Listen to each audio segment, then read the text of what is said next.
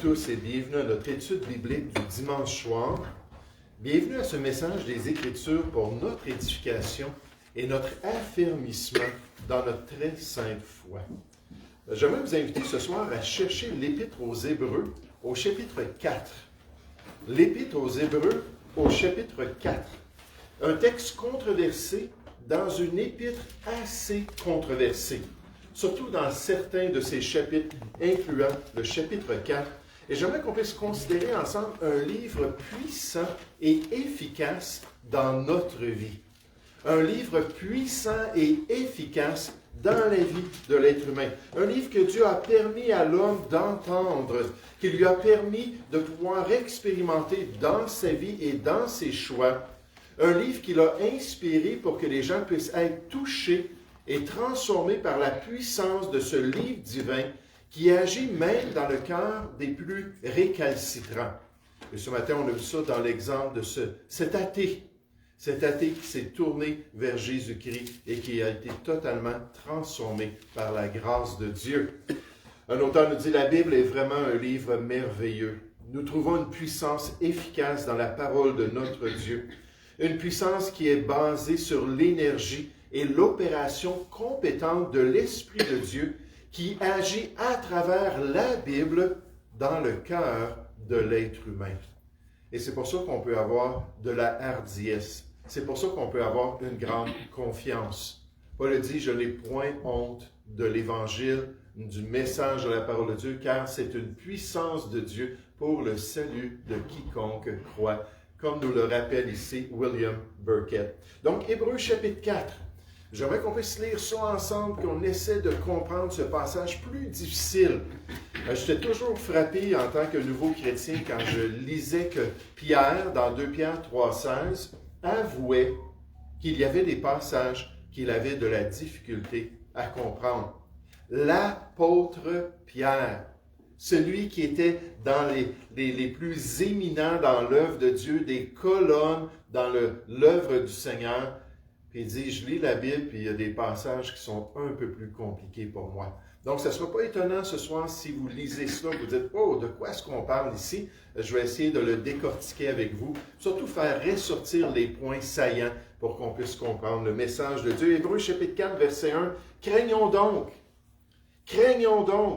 tandis que la promesse d'entrer dans son repos subsiste encore, qu'aucun de vous ne paraisse être venu trop tard.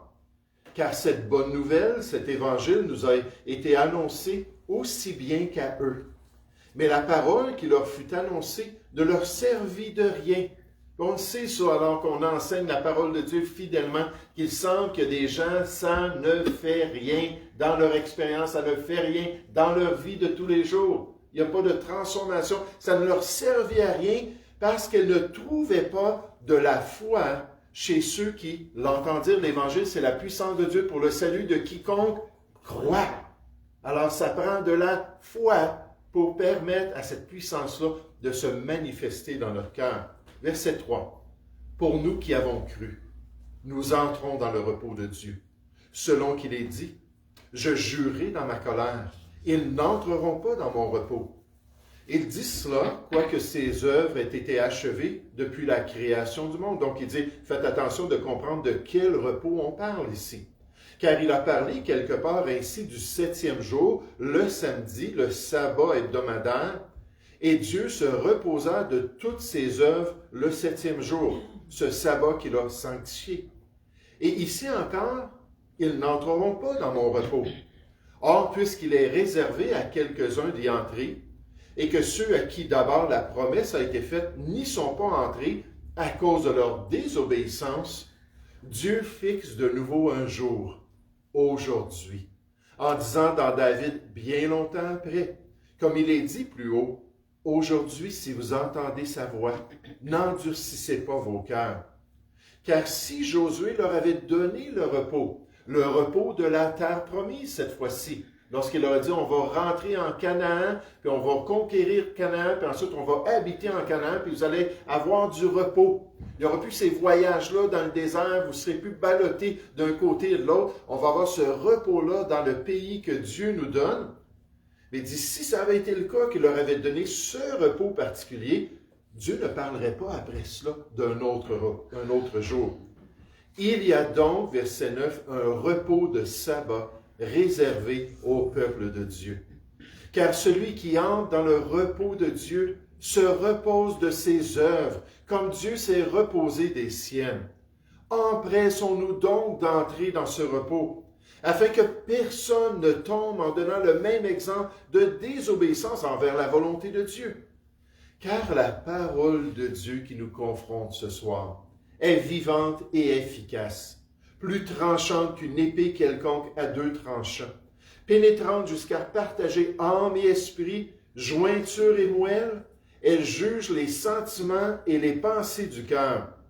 Nulle créature n'est cachée devant lui, mais tout est nu et découvert aux yeux de celui à qui nous devons rendre compte. Donc ce soir, on va regarder ce passage, puis on va essayer surtout d'identifier les destinataires. À qui est-ce qu'on s'adresse? Puis nécessairement, il faudrait revenir dans le chapitre 3 pour regarder un petit peu plus qu'est-ce qui est dit dans le chapitre 3. Il faudrait continuer dans le chapitre 4, puis aller dans le chapitre 5, dans le chapitre 6, pour nous donner un exemple du contexte de tout cela. Mais on va quand même être en mesure de tirer des conclusions qui vont devenir un petit peu plus pratiques pour nous ce soir. Donc, quand on parle de la Bible, quand on parle du message de Dieu, c'est certainement un livre puissant et efficace, même au milieu de la rébellion humaine. Même lorsque l'être humain rejette le plan de Dieu, la Bible ne change pas et elle amène la solution. Même lorsqu'il y a des rebelles en face de sa volonté, Dieu agit encore. Et lorsqu'ils résistent à son message, le message des Écritures, il peut les confronter pour leur permettre de se repentir et de croire. Et c'est ce qu'on voit ici dans ce passage. On va voir ça dans un instant. Il ne faut pas oublier que la parole de Dieu, puis on nous dit en particulier la loi, a été donnée comme un précepteur pour conduire les transgresseurs de la loi au salut en Jésus-Christ, d'après Galates, chapitre 3, au verset 24. Alors que la parole de Dieu ferme toute bouche et permet à tous les rebelles de se voir dans le miroir comme étant coupables. Comme cet homme-là ce matin, n'est-ce pas? Il conduisait sa voiture, là, puis là, il entendait le message de la croix. L'Esprit de Dieu disait, comprends-tu que c'est pour toi? Comprends-tu que Jésus est mort pour tes péchés? Comprends-tu que tu avais besoin de ce sacrifice? Comprends-tu que sans lui, tu t'en vas sur la voie large qui mène à la perdition? Puis là, il dit, pour la première fois, j'ai compris que oui, c'était vrai. Je suis un pécheur. Oui, c'était vrai. Jésus est mort pour moi. Et oui, c'était vrai que j'ouvre mon cœur à son salut. Là, il dit, oh, quelle joie, quelle paix, puis quelle expérience extraordinaire d'être transformé par le message de Dieu. Et c'est ce qu'on voit ici dans ce contexte. Une exhortation envoyée aux Hébreux, c'est-à-dire aux Juifs, mais à des chrétiens parmi eux, puis à d'autres qui n'étaient pas encore parmi les Juifs, qui n'étaient pas encore des enfants de Dieu, puis une exhortation pour les amener à écouter attentivement, puis à recevoir cette promesse-là, qu'ils peuvent se repentir, venir à Dieu, puis entrer dans le repos de Dieu. S'ils étaient prêts à faire ce choix-là envers Dieu. Regardez au verset 1 d'Hébreux chapitre 4, on nous dit « Craignez donc ». Craignez donc. Donc, ça fait référence au chapitre 3. En passant, les chapitres ne sont pas inspirés. Le contenu de ces chapitres-là sont inspirés. Il y a quelqu'un qui s'est arrêté au 15e siècle, il a dit, bon, ben, ça serait bien de diviser la parole de Dieu. Non, c'est au 12e siècle, 13e siècle, attendez, puis ensuite le 15e siècle pour les versets. Mais donc, au 13e siècle, quelqu'un a dit, ce serait bien de mettre des chapitres dans les livres de la Bible. Comme ça, quand on veut savoir avec quelqu'un où est-ce que ça se trouve, on n'a pas besoin de fouiller dans tout un gros livre comme l'Épître aux Corinthiens ou l'Épître aux Romains, puis essayer de trouver ça. Non, c'est déjà tout divisé. Puis là, au 15e siècle, il y a quelqu'un d'autre qui a dit, ben, pourquoi pas mettre des versets aussi? Comme ça, on pourrait dire, au chapitre 3, verset 21, on pourra aller trouver la vérité. Mais dans le chapitre 3, on nous parle de ceux qui sont rebelles, de ceux qui ont le cœur endurci, de ceux qui n'écoutent pas l'Esprit de Dieu, de ceux qui étaient toujours avec des cœurs qui s'éloignaient de la volonté de Dieu, des gens dans lesquels Dieu ne prenait pas aucun plaisir. Et même à la lumière de ces Juifs-là, alors qu'on décrit cette situation-là, l'Esprit de Dieu dit, oui, mais en passant, les Juifs chrétiens, là, il dit, faites attention, veillez sur vos cœurs, de peur qu'ils ne deviennent méchants et incrédules, au point de se détourner du seul vrai Dieu. Mais si vous avez une Église chrétienne, exhortez-vous ensemble, de peur d'être séduits par cette grande séduction du péché, au point de quitter la volonté de Dieu. Là, il y a tout ce contexte-là avec l'histoire des Juifs, avec l'application pour les chrétiens. Là, on arrive au verset 1 du chapitre 4. Craignons donc. Craignons donc, tandis que la promesse d'entrer dans son repos subsiste encore. Qu'aucun de vous ne paraisse être venu trop tard. Car cette bonne nouvelle, le message de ce livre puissant et efficace, nous a été annoncé aussi bien qu'à eux. Hein, là, on voit encore qu'il y a comme une dichotomie, là, il y a comme une distinction, il y a comme deux groupes qui sont adressés ici dans l'exhortation. Mais la parole qui leur fut annoncée ne leur servit de rien, on l'a vu tout à l'heure, parce qu'elle ne trouvait pas de la foi chez ceux qui l'entendaient. Ce n'est pas le message divin le problème. Ce n'est pas la semence incorruptible de Dieu qui est remise en question. C'est plutôt l'état du cœur. La terre, comme on voit dans la parabole du semeur. Puis la terre, si elle est bien disposée ou non pour que la semence puisse être plantée. Ce n'est jamais le livre divin qui fait défaut et qui n'atteint pas les objectifs de Dieu. On nous dit au verset 3, « Pour nous qui avons cru », en contraste avec eux. En contraste avec ceux qui n'avaient pas la foi. On voit la distinction de ces deux groupes-là. « Pour nous qui avons cru, nous entrons dans le repos. Selon qu'il dit, je jurai dans ma colère, ils n'entreront pas dans mon repos. » Ça, c'est le verdict de Dieu envers les incrédules. Il dit cela, quoique ses œuvres aient été achevées depuis la création du monde. Donc, on ne parle pas du sabbat hebdomadaire des Juifs, car il a parlé quelque part ainsi du 7e jour, et Dieu se reposa de toutes ses œuvres le 7e jour. Il dit, je veux juste distinguer ça. On ne parle pas de ce sabbat particulier. Il dit encore, bien que ce 7e jour, ce sabbat, ait été établi en Israël, ils n'entreront pas dans mon repos. Donc, ce n'est pas le dernier jour de la semaine, le repos de Dieu. Or, puisqu'il est encore réservé à quelques-uns d'y entrer, et que ceux à qui d'abord la promesse a été faite n'y sont pas entrés à cause de leur désobéissance, ce n'est pas à cause de l'inefficacité du message de Dieu, c'est à cause de leur désobéissance, Dieu fixe de nouveau un jour aujourd'hui, en disant dans David bien longtemps après, comme il est dit plus haut, aujourd'hui, si vous entendez sa voix dans le psaume 95, n'endurcissez pas vos cœurs, vous pouvez être attentifs, vous pouvez recevoir le message, vous pouvez vous repentir et faire le bon choix, car si Josué leur avait donné le repos bien avant David, Dieu ne parlerait pas après ça d'un autre jour. Donc, il y a 3 repos ici dans notre passage. Le repos que Dieu a sanctifié, le sabbat, le 7e jour, pour Israël. Il leur a révélé ça au Sinaï, au mont Horeb. Il a dit, je vais vous distinguer de toutes les nations, vous allez observer le sabbat. Ensuite, on a ce repos-là lors de la conquête de Canaan. Il a dit, enfin, vous allez arrêter de voyager dans le désert depuis 40 ans, que vous vous en allez d'un endroit à l'autre. Vous allez rentrer, vous allez avoir votre vigne, vous allez avoir votre propriété, vous allez avoir votre repos en tant que nation. Il dit, mais il y a un autre repos que Dieu réserve. Ce repos-là, c'est un repos spirituel. Verset 9, « Il y a donc un repos de sabbat réservé au peuple de Dieu.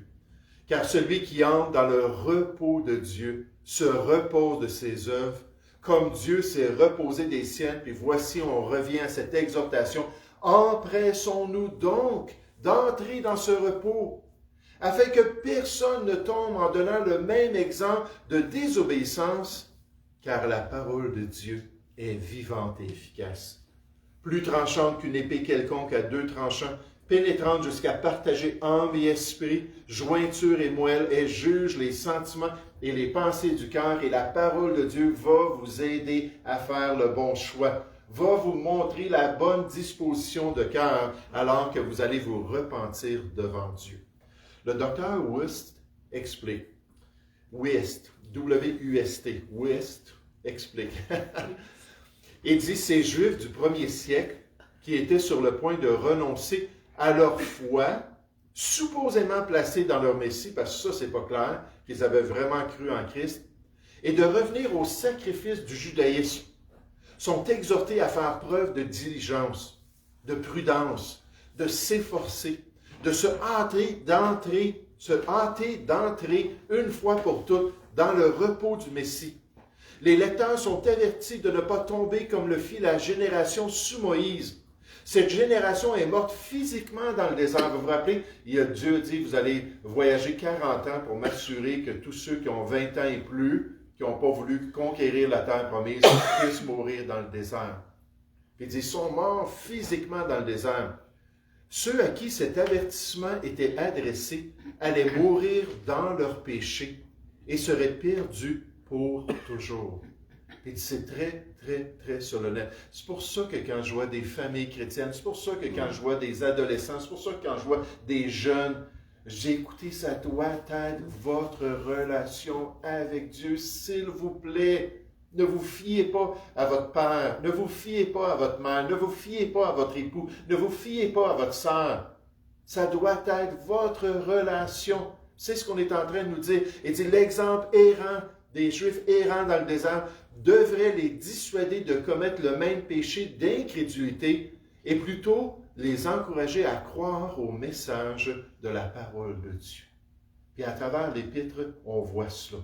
Par exemple, dans l'Hébreux, chapitre 2, au verset 3, on nous dit « Comment échapperons-nous en négligeant un si grand salut? » Comment échapperons-nous si on néglige le salut de Dieu, si on ne se tourne pas vers ce repos-là? Et il y avait encore cette occasion-là pour ces gens-là de se repentir, de croire dans l'évangile de leur Messie en entendant cette épître, cette exhortation pour être enfin sauvés et délivrés de la colère à venir, de cesser de vaciller entre l'ancienne alliance et la nouvelle en se soumettant au message puissant et efficace du livre de Dieu pour pouvoir expérimenter cette nouvelle vie.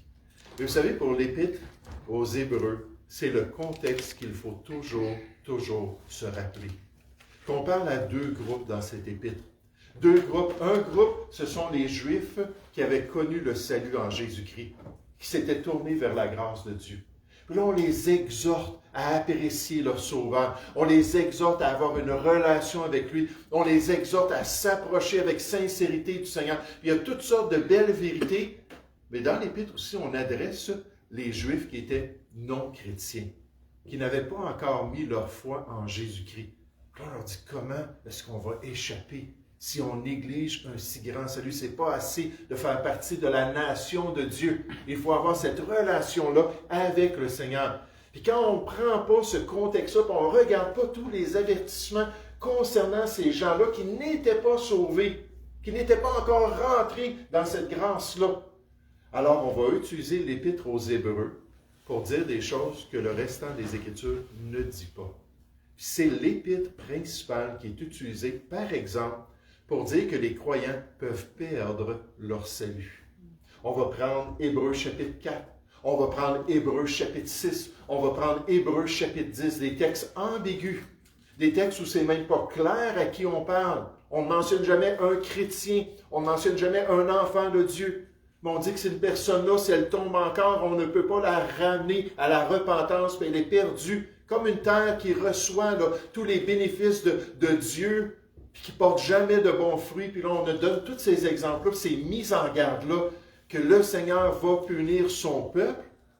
Mais là, faisons attention, Hébreux chapitre 10, en parlant de son peuple, ça parle du peuple d'Israël, le contexte. C'est une chose terrible de tomber entre les mains du seul vrai Dieu. Mais il faut regarder cette réalité-là. Quoi? Qu'on adresse des Juifs sauvés, puis on adresse des Juifs non sauvés. Et là, ici, dans notre passage, on voit clairement les deux groupes. Le commentateur biblique M.B. Yarnell nous dit, « L'auteur a maintenant amené les lecteurs à examiner leur propre foi personnelle, tandis que la parole de Dieu éclaire le cœur de sa lumière pénétrante. La fidélité commence par une bonne disposition intérieure. La parole de Dieu, vivante et efficace, sonde le plus profond d'une personne comme un couteau d'un chirurgien pour discerner ses pensées et les vraies intentions, ses vraies intentions les plus intimes. La parole de Dieu lui révèle à la fois sa méchanceté personnelle et la voie du salut par la foi. À ce moment critique où le juge divin se révèle à travers sa parole, l'auditeur doit tout de même tout mettre en œuvre pour entrer dans le repos divin en croyant dans le message de l'Évangile de Dieu. Pour régler cela une fois pour toutes. Le pasteur MacArthur, la troisième partie de cet exposé du psaume 95 qu'on voit dans notre passage, qui est cité dans notre passage, met l'accent sur la responsabilité qui incombe à ceux qui ont entendu la parole de Dieu. Je remercie Seigneur pour des familles qui sont fidèles à l'Église, qui vont à l'Assemblée chrétienne, qui amènent leurs enfants puis leurs petits-enfants pour entendre le message de Dieu. Les Écritures rapportent l'exemple de ceux qui se trouvaient dans le désert avec Moïse, de ceux qui sont entrés en Canaan avec Josué et de ceux qui ont eu la même opportunité à l'époque de David. C'est la parole à laquelle il faut croire et obéir, et cette parole qui jugera un jour ceux qui sont désobéissants au message de Dieu. Un livre puissant et efficace, même lorsqu'on a une tendance à avoir de la rébellion dans notre cœur. Et je reviens à la même question que je pose régulièrement.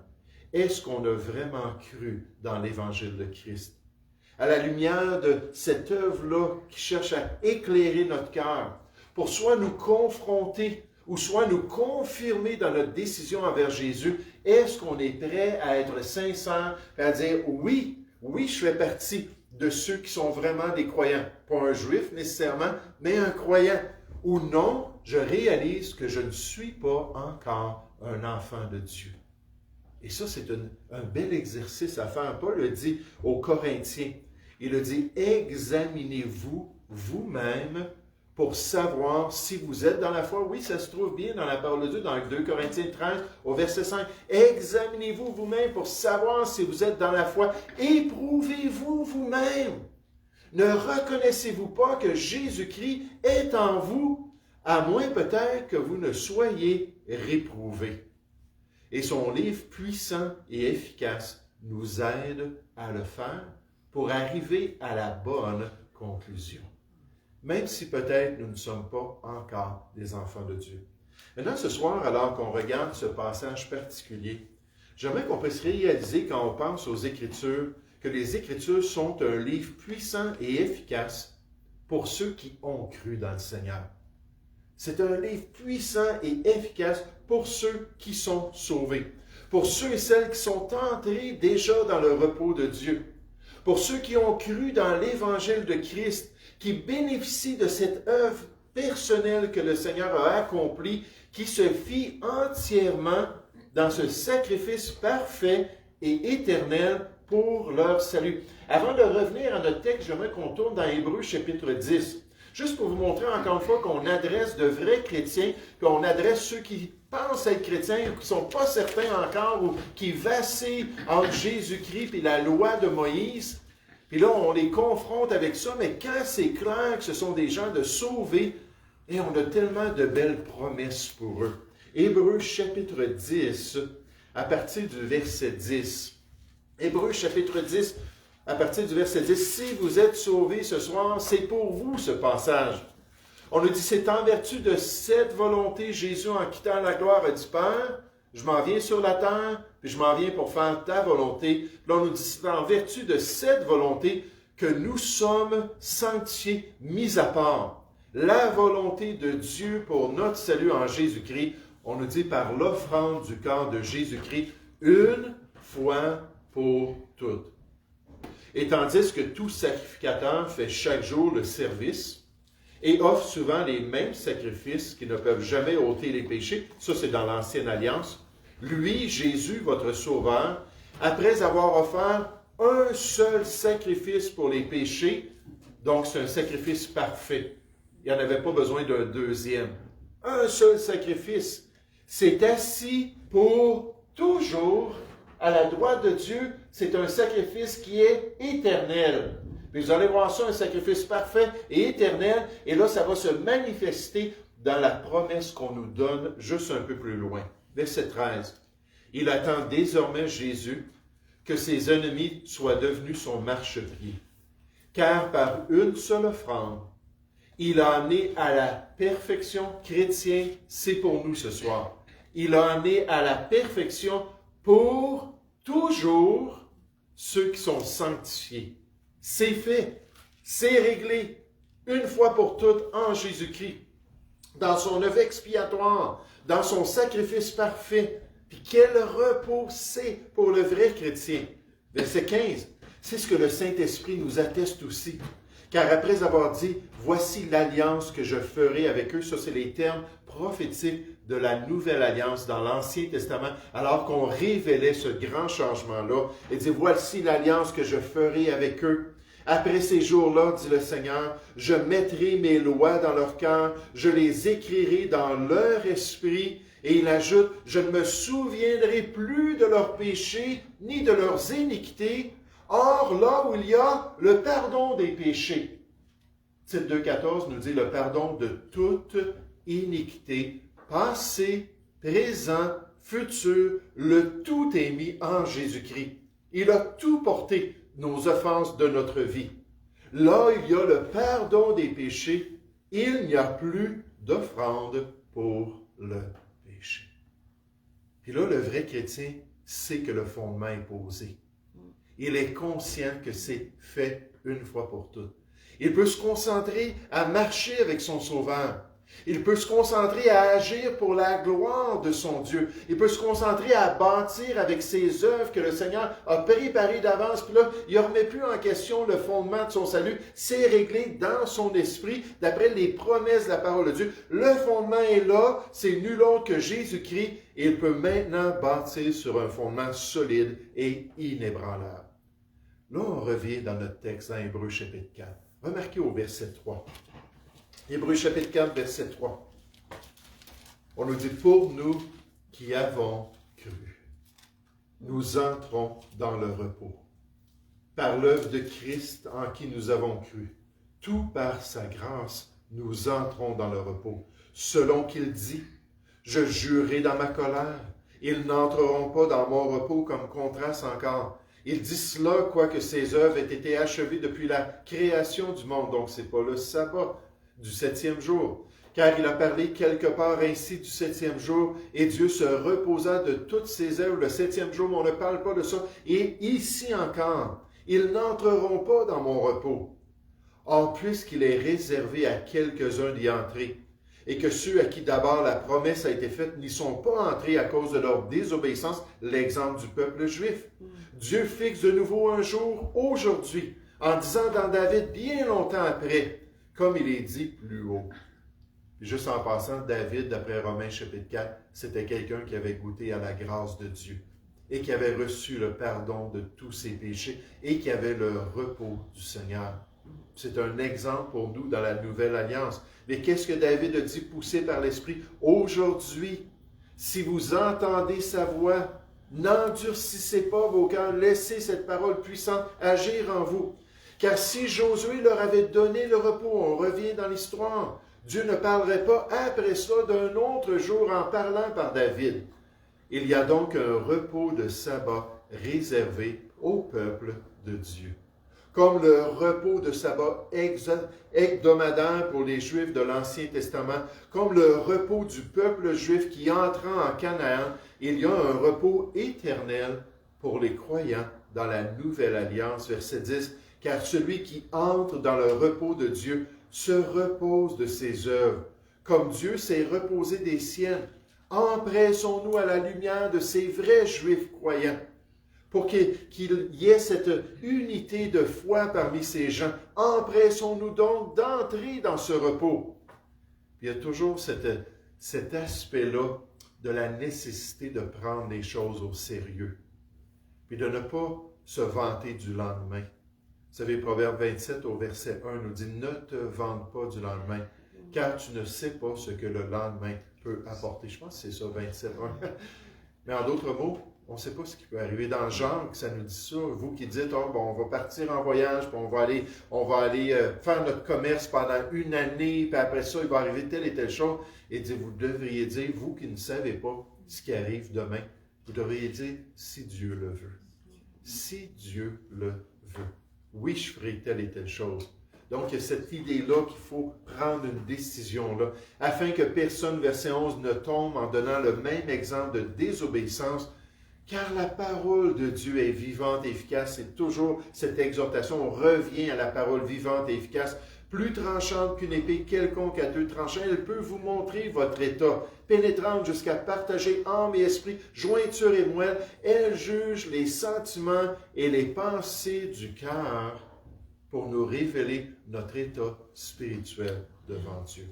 Le docteur M.R. Conrad nous dit, si votre destinée éternelle dépendait de vous, rien dans votre avenir ne serait assuré. Rien au niveau d'un repos auprès de Dieu. Mais Dieu a conçu le salut pour qu'il dépende de lui seul. Il offre le salut par la grâce et par la foi.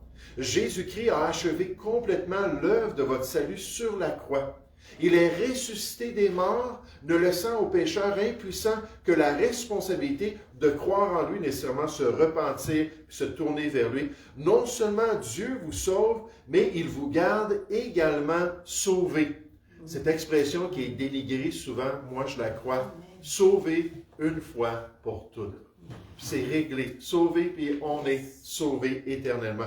On peut se concentrer sur le suivre et lui plaire de tout notre cœur, puisque nous avons ce merveilleux repos dans notre âme, cette assurance, cette certitude, cette garantie que tout a été accompli par Jésus-Christ. Le pasteur et théologien Stephen Cole dit, lorsque vous abordez un passage difficile de l'Écriture, Hébreux chapitre 4, c'en est un. Voici quelques lignes directrices.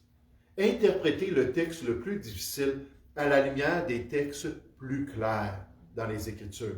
Considérez également chaque texte dans son contexte et à la lumière du but et du flux de pensée, je n'avais jamais entendu ça en français, de l'auteur, le flux de pensée de l'auteur. Et interpréter des textes individuels à la lumière de l'enseignement global de l'Écriture sur un sujet en comparant Écriture avec Écriture.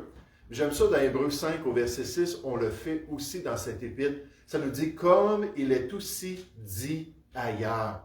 Hein, Jésus a dit, il est aussi écrit lorsqu'il a été tenté par Satan de sauter du temple puis de se jeter en bas pour que les gens croient en lui, parce qu'après tout, le psaume 91 dit que Dieu ne permettra pas là, à son Messie de se blesser le talon.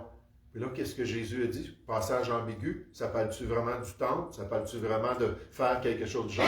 Là, il cite un passage en disant, il est aussi écrit, tu ne tenteras point le Seigneur ton Dieu. Il faut toujours comparer Écriture avec Écriture.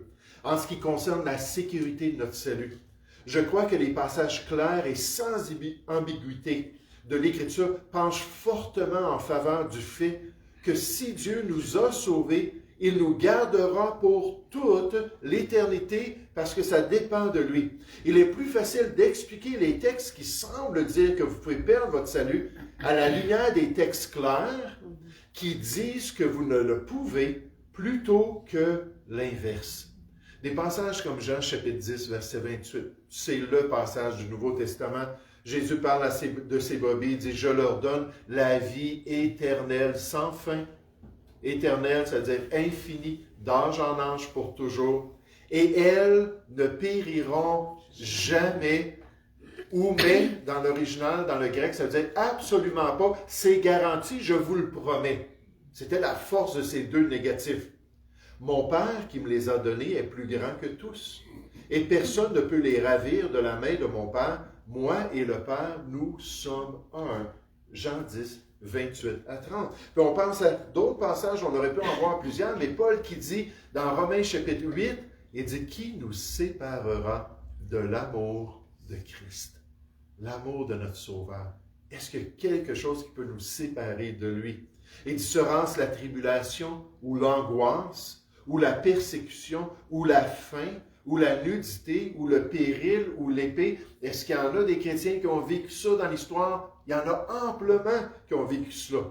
Selon qu'il est écrit, c'est à cause de toi qu'on nous met à mort tout le jour, qu'on nous regarde comme des brebis destinées à la boucherie.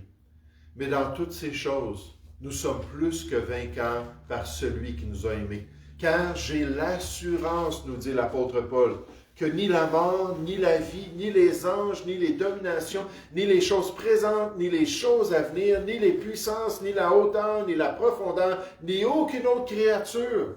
Ça nous inclut, nous aussi, même nous-mêmes, ne pourra nous séparer de l'amour de Dieu manifesté en Jésus-Christ, notre Seigneur.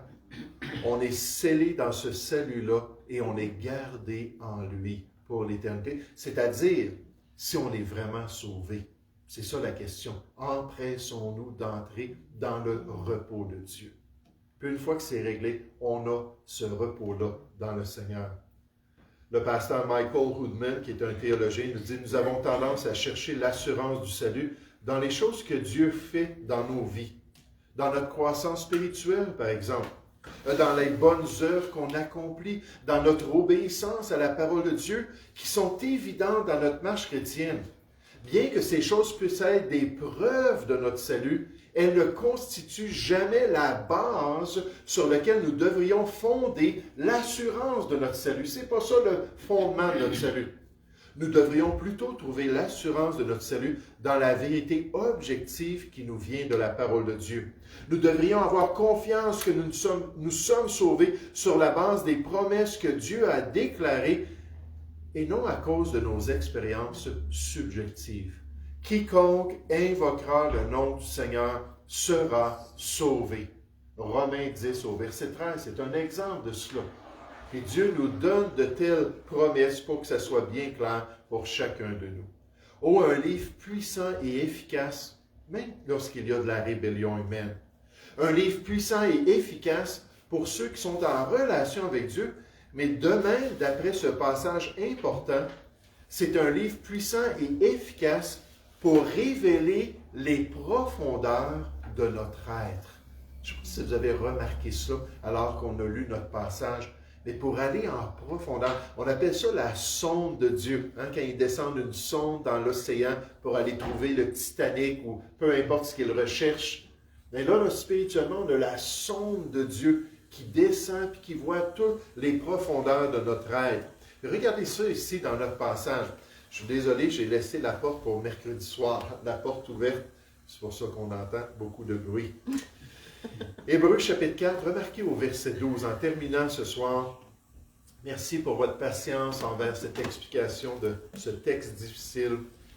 Au verset 12, ça dit « Car la parole de Dieu est vivante et efficace, plus tranchante qu'une épée quelconque à deux tranchants. » Ça, c'était la pire des épées que les Romains avaient. Les petites épées à deux tranchants, puis les longues épées à deux tranchants, sans parler des poignards qu'ils avaient sur eux. Mais quand quelqu'un arrivait avec une épée comme ça, j'aimerais vous dire, il s'était assuré que c'était très tranchant. Puis là, on dit spirituellement, là, pour venir couper là, dans notre âme, pour venir là, manifester qui nous sommes, pénétrante jusqu'à partager âme et esprit, deux choses qu'on ne pouvait pas s'imaginer qui pouvaient se partager. Jointure et moelle, en prenant l'analogie humaine. Elle juge ou elle teste les sentiments et les pensées du cœur. Il dit, remarquez, verset 13, il dit, nulle créature n'est cachée devant lui. Il n'y a rien devant le Seigneur de caché. Mais tout est nu et découvert aux yeux de celui à qui nous devons rendre compte. Donc, Dieu est en train de nous dire, là, on parle de cette question d'entrer dans le repos de Dieu, qu'il faut s'empresser, il faut s'assurer d'être croyant, il faut s'assurer d'avoir cette relation-là par Jésus-Christ. Et dit, juste en passant, Dieu sait exactement notre état spirituel. Il connaît exactement ceux qui lui appartiennent. Il sait si on a fait ce choix-là, et un jour, il va le manifester. Parce qu'on peut venir à l'Église, avoir un beau sourire, comme Thierry l'a mentionné dans son témoignage ce matin. Il dit, je savais là, comment agir comme un sauvé. Là. Quand je voyais tout le monde dans ma famille, je savais comment m'habiller, je savais comment me comporter, je savais comment parler, puis j'imitais les autres. Mais il dit, tant que je n'ai pas fait le choix, là, je n'étais pas sauvé, là. J'étais toujours perdu. Puis il faisait partie de ceux qui imitaient les chrétiens, mais sans avoir cette réalité-là. Et je pensais, lorsqu'on faisait l'évangélisation, il y avait des gens avec qui on parlait, puis je vais juste décrire ça dans un instant, mais qui essayaient d'exprimer qu'il y avait une grande piété envers Dieu. Ah, j'aime la Bible, puis j'aime le Dieu de la Bible, puis ainsi de suite. Mais alors qu'ils répondaient à nos questions, alors qu'on tâtait un petit peu leur compréhension des Écritures, c'était très clair, comme cet exemple-là qui était un petit peu plus choquant, cette femme-là qui a enseigné là, dans son église, qui a enseigné le Nouveau Testament, puis le petit catéchisme, puis toutes sortes de choses qu'elle enseignait à des gens. Elle a dit, Jésus n'est pas mort pour nos péchés. Jésus n'a pas été puni par Dieu à cause qu'on a la colère de Dieu sur nous. Dieu n'est pas comme cela. Dieu nous aime. Il n'y a pas de justice qui s'élève contre nous. Il n'y a pas le courroux du Seigneur, bien sûr. Là, alors qu'on part, puis qu'on était un petit peu plus loin du bloc appartement, je parlais avec Jocelyn qui était là. J'ai dit, ça me rappelle dans 2 Timothée 3, c'est dit qu'il y a des gens qui ont l'apparence de la piété, mais qui renient ce qui en fait la force. C'est quoi la force du salut? C'est l'Évangile quand on l'accepte. Je suis pécheur, Jésus est mort pour moi. Il veut me donner une nouvelle vie. Là, je peux invoquer son nom. C'est exactement cette idée-là. Dieu va le révéler. Est-ce qu'on était vraiment des chrétiens ou non? Dieu connaît toutes choses à notre égard. Il connaît qui nous sommes réellement, quel genre de relation nous avons avec lui. Il connaît qui font partie réellement de son peuple ou qui sont des imitateurs des brebis de Dieu. Dans Matthieu chapitre 7, Jésus a dit qu'ils se déguisent. Ils ont l'apparence de la brebis, puis à l'intérieur, ce sont des loups ravisseurs. Dieu sait exactement, il n'est pas surpris de ça. Et en donnant cette exhortation dans notre passage aux Juifs, il veut rappeler que pour être un vrai chrétien, il faut faire ce choix-là, une fois pour toutes, de se tourner vers Jésus-Christ et vers son sacrifice pour chacune de nos vies. Alors que je témoignais cette semaine, j'ai partagé que j'avais parlé à une femme très religieuse qui se défendait de ne pas rien vouloir savoir de la parole de Dieu, mais qui disait, non, moi j'aime Dieu, mais sans la Bible. Je ne veux rien savoir de ça. Donc on en rencontre. Des fois ce sont des musulmans, des fois ce sont des catholiques, il y a toutes sortes qu'on rencontre. Et après avoir parlé avec cette personne-là, il y a quelqu'un qui me dit, sais-tu un bon passage que tu aurais dû lui partager? Puis j'ai dit, c'est vrai. C'est justement dans Matthieu chapitre 7, lorsqu'on parle des faux frères. Et au verset 21, ça dit, ceux qui me disent, Seigneur, Seigneur, n'entreront pas tous dans le royaume des cieux. J'ai dit, c'est vrai que ça aurait été idéal de dire, Dieu nous met en garde. Ça dit seulement ceux qui vont rentrer dans le royaume des cieux, c'est seulement ceux qui font la volonté de mon Père qui est dans les cieux. Là, on a dit, plusieurs diront en ce jour, Seigneur, Seigneur, quand ils vont voir, Dieu va dire, tu n'étais pas de mes brebis, tu t'étais jamais repenti, je t'ai jamais connu. Puis ils vont dire, oui, mais Seigneur, regarde notre vie, là. N'avons-nous pas prophétisé en ton nom? On a partagé ton message. N'avons-nous pas chassé des démons en ton nom? On avait une puissance sur nous. N'avons-nous pas fait toutes ces choses-là en ton nom? Puis là, la Bible nous dit qu'il va leur répondre, éloignez-vous de moi, pour être jetés dans les ténèbres du dehors. Je ne vous ai jamais connu, vous qui commettez l'iniquité. Puis comme ça aurait été une bonne réponse, pour confronter cette piété-là avec la réalité qu'il y a un choix à faire pour être accepté dans le prochain monde. Pour pouvoir, oui, tous ensemble, comme on l'a chanté dans notre cantique tout à l'heure, lorsqu'on va quitter, on va tous se rejoindre ensemble. Pas nécessairement. Moi, j'aimerais bien que toute ma famille soit là, puis qu'on soit tous ensemble de l'autre bord. C'est un choix personnel. C'est pour ça que pendant qu'on est encore ici, puis qu'on peut encore s'exhorter, qu'on devrait dire, es-tu vraiment certain d'être sauvé, de connaître Dieu? Dieu connaît parfaitement l'état du cœur humain. Un jour, c'est lui qui va nous manifester ou qui va manifester notre relation avec Dieu. Le pasteur Charles Spurgeon nous dit, nous devons sérieusement nous assurer durant notre vivant d'être en règle devant Dieu. Car aucune tromperie ne sera efficace devant lui. On peut tromper notre épouse, on peut tromper nos parents, on peut tromper nos frères et sœurs dans le Seigneur. On ne peut pas tromper le Seigneur. Il n'y a rien à faire. Lui, il va le voir. Il dit, la parole du Seigneur nous met à nu et révèle nos secrets, nous montre qui nous sommes réellement. Oh, d'être pur devant le Seigneur, c'est le plus important. Mais cela, nous ne pouvons l'être que par la foi en Jésus-Christ, puis en se tournant vers lui, en mettant notre foi dans le message de Dieu, en mettant notre foi dans son livre puissant et efficace, son livre qui nous parle de ce salut si merveilleux et qui nous permet de faire le bon choix pour le Seigneur. Un livre puissant, un livre efficace, même quand il y a de la rébellion, on a un appel à se repentir. Un livre puissant et efficace, lorsqu'on connaît vraiment le Seigneur, on a une exhortation à continuer.